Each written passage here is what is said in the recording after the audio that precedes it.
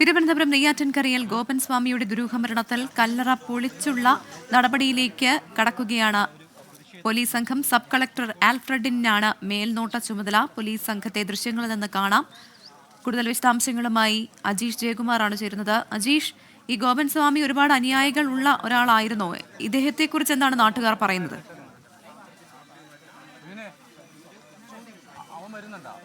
ഈ ഗോപൻ സ്വാമി ഇദ്ദേഹം ഈ വർഷങ്ങളായി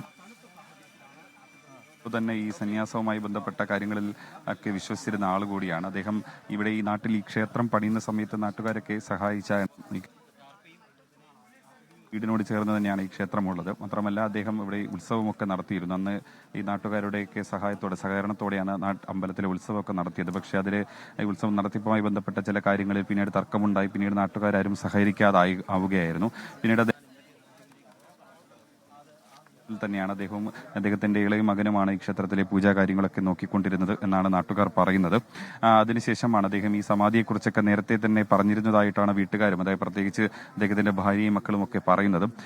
അങ്ങനെയാണ് കഴിഞ്ഞ ദിവസം അദ്ദേഹത്തിന് കുറച്ചു കാലങ്ങളായി അദ്ദേഹത്തിന് തീരെ ആരോഗ്യ പ്രശ്നങ്ങൾ ഉണ്ടായിരുന്നു. അദ്ദേഹത്തിന് നടക്കാനൊക്കെ ചെറിയ ബുദ്ധിമുട്ടുകൾ ഉണ്ടായിരുന്നു. പക്ഷേ അപ്പോഴും അദ്ദേഹം ഒറ്റയ്ക്ക് പോയി തന്നെയാണ് അദ്ദേഹം ഇവിടെ പൂജാ കാര്യങ്ങളൊക്കെ നടത്തിയിരുന്നതെന്നാണ് മക്കൾ പറഞ്ഞുകൊണ്ടിരുന്നത്. എന്തായാലും അങ്ങനെയാണ് കഴിഞ്ഞ വ്യാഴാഴ്ച അദ്ദേഹം സമാധി സമയമായെന്ന് പറഞ്ഞ് തനിയെ നടന്നുപോയി ഈ സമാധി സ്ഥലത്ത് വന്നിരുന്നെന്നാണ് മക്കൾ പറയുന്നത്. എന്തായാലും പക്ഷേ അതിൽ ചില വൈരുദ്ധ്യങ്ങളുണ്ടെന്ന് പോലീസ് മനസ്സിലാക്കി. അതായത് നാട്ടുകാർ പറയുകയും അയൽവാസികൾ പറയും അങ്ങനെയാണ് അവർ പരാതി നൽകിയത്. അദ്ദേഹത്തിന് കിടപ്പെന്നും അദ്ദേഹത്തിന് എഴുന്നേറ്റ് നടക്കാൻ പോലും വയ്യാത്തൊരു ആരോഗ്യസ്ഥിതിയാണ് ഉണ്ടായിരുന്നതെന്നും ചില ബന്ധുക്കൾ പോലീസിന് മൊഴി നൽകിയിരുന്നു. അങ്ങനെ നാട്ടുകാരുടെ ഒരു പരാതിയിലാണ് പോലീസ് മിസ്സിംഗ് കേസ് എടുക്കുകയും പിന്നീട് തുടരന്വേഷണം നടത്തുകയും ചെയ്തത്. എന്തായാലും ഈ മക്കൾ വിശ്വാസപരമായിട്ടുള്ള കാര്യങ്ങളാണ് കൂടുതലായിട്ട് പറയുന്നത്. അതായത് സമാധി എന്നത് തങ്ങൾ വിശ്വസിക്കുന്ന ഒരു കാര്യമാണ്.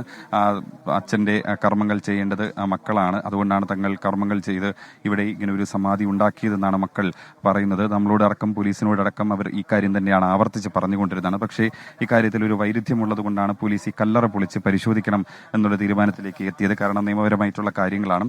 അതുകൊണ്ട് ഇദ്ദേഹം ഇവിടെ വന്നിരുന്ന് സമാധി ആയതാണോ അല്ലെങ്കിൽ അദ്ദേഹം ഇവിടെ കൊണ്ട് മരിച്ചതിന് ശേഷം ഇവിടെ കൊണ്ടിരുത്തിയതാണോ എന്നടക്കമുള്ള കാര്യങ്ങൾ പരിശോധിക്കേണ്ടതുണ്ട്. അതുകൊണ്ടാണ് പോലീസ് ഉദ്യോഗസ്ഥർ ഈ കല്ലറ തുറന്ന് പരിശോധിക്കുന്നത്. എന്തായാലും ഇപ്പോൾ ചില ഹൈന്ദവ സംഘടനാ നേതാക്കളടക്കം ഇവിടെ എത്തിയിട്ടുണ്ട്. VSDP നേതാവ് വിഷ്ണു നെയ്യാറ്റിൻകരയിൽ ഗോപൻ സ്വാമി എന്നറിയപ്പെടുന്ന ഗോപൻ എന്നയാളുടെ സമാധി കേസിൽ അടിമുടി ദുരൂഹത നിലനിൽക്കുന്നതിനാലാണ് ഇങ്ങനൊരു നടപടിയിലേക്ക് ഇപ്പോൾ കടക്കുന്നത്. സബ് കളക്ടർ ആൽഫ്രഡിനാണ് മേൽനോട്ട ചുമതല.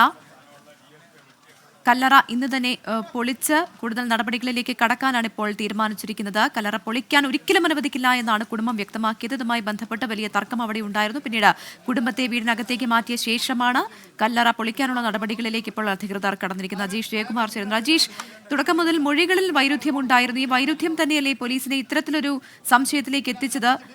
എന്തൊക്കെ കാര്യങ്ങളാണ് ഇതുമായി ബന്ധപ്പെട്ട് നമുക്ക് അറിയാൻ സാധിക്കുന്നത്? മൊഴിയിലെ വൈരുദ്ധ്യം അതെങ്ങനെയായിരുന്നു?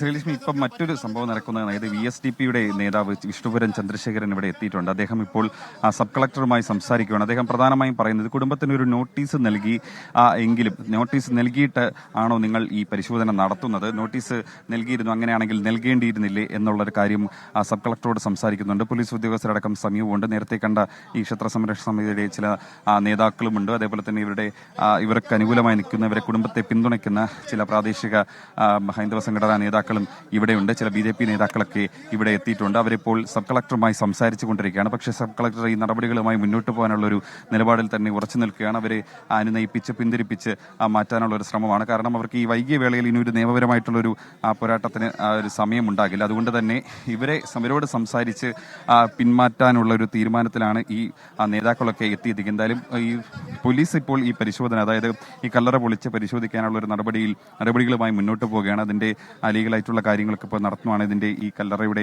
അളവുകടക്കം പരിശോധിക്കുന്നത്, അതിന്റെ ഫോട്ടോഗ്രാഫ്സ് ശേഖരിക്കുന്ന അടക്കമുള്ള നടപടികളിലേക്ക് മുന്നോട്ട് പോവുകയാണ്. ഉദ്യോഗസ്ഥരടക്കം എല്ലാവരും ഇവിടെ എത്തിയിട്ടുണ്ട്. ആ നടപടികൾ അവർ തുടർന്നുകൊണ്ടേയിരിക്കുന്നു. പക്ഷേ ഈ സമീപത്തായിട്ട് ഈ വിഷ്ണുപുരം ചന്ദ്രശേഖരൻ അടക്കമുള്ള ഈ VSDPയുടെ നേതാവ് അടക്കമുള്ള ചില ആളുകൾ, ഈ കുടുംബത്തിന്റെ അഭിഭാഷകൻ അദ്ദേഹം രഞ്ജിത്ത്, അദ്ദേഹം ഒരു BJP നേതാവ് കൂടിയാണ്. അദ്ദേഹം കുടുംബത്തിന്റെ അഭിഭാഷകനാണ്. അദ്ദേഹം അടക്കമുള്ളവർ ഈ സബ് കളക്ടറുമായി സംസാരിക്കുന്ന ദൃശ്യങ്ങളാണ് നമ്മളിപ്പോൾ കാണുന്നത്. സബ് കളക്ടറെ പിന്തിരിപ്പിക്കുക, അതായത് കുടുംബത്തിന് നോട്ടീസ് നൽകേണ്ടതല്ലേ എന്നടക്കമുള്ള കാര്യങ്ങൾ ഉന്നയിക്കുന്നത്. ഇവർ പിന്തിരിഞ്ഞ് പോകണമെന്നാണ് പ്രധാനമായും ആവശ്യപ്പെടുന്നത്. കാരണം ഇതൊരു ഹൈന്ദവ വിശ്വാസവുമായി ബന്ധപ്പെട്ട കാര്യമായതുകൊണ്ട് തന്നെ പോലീസിന്റെ പരിശോധന ആവശ്യമില്ല. നോട്ടീസ് നൽകി 2 ദിവസം കഴിഞ്ഞ് പരിശോധിച്ചാൽ എന്താണ് കുഴപ്പം എന്നാണ് അവർ പ്രധാനമായും ചോദിക്കുന്നത്.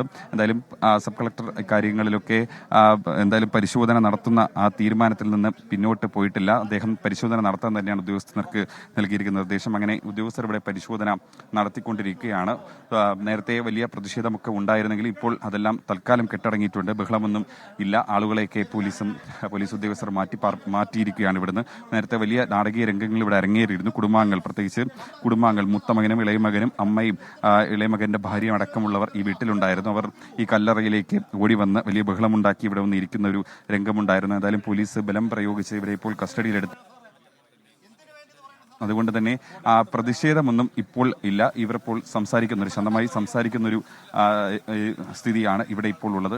മറ്റ് നാട്ടുകാരെയൊക്കെ ഈ സ്ഥലത്ത് നിന്ന് പോലീസ് മാറ്റിയിട്ടുണ്ട്. ഇവിടെ ഇപ്പോൾ ഒരു മറ കെട്ടിയതിന് ശേഷമാണ് ഈ പരിശോധന പോലീസ് ഉദ്യോഗസ്ഥർ നടത്തുന്നത്. നേരത്തെ നമ്മൾ പറഞ്ഞുകൊണ്ടിരുന്നത് ഈ ഗോപൻ സ്വാമിയുടെ ബന്ധുക്കളുടെ മൊഴിയുമായി ബന്ധപ്പെട്ട കാര്യമാണ്. അതായത് ഈ കുടുംബാംഗങ്ങൾ പറഞ്ഞുകൊണ്ടിരുന്ന ഒരു കാര്യം, പ്രത്യേകിച്ച് മക്കളും ഭാര്യയും പറഞ്ഞുകൊണ്ടിരുന്നത്, അദ്ദേഹം സമാധിയെക്കുറിച്ച് നേരത്തെ തന്നെ പറഞ്ഞുകൊണ്ടിരുന്നു. ഈ വ്യാഴാഴ്ച രാവിലെ 10:30 അദ്ദേഹം സമാധിക്ക് സമയമായി എന്ന് പറഞ്ഞ് സ്വയം നടന്നുപോയി.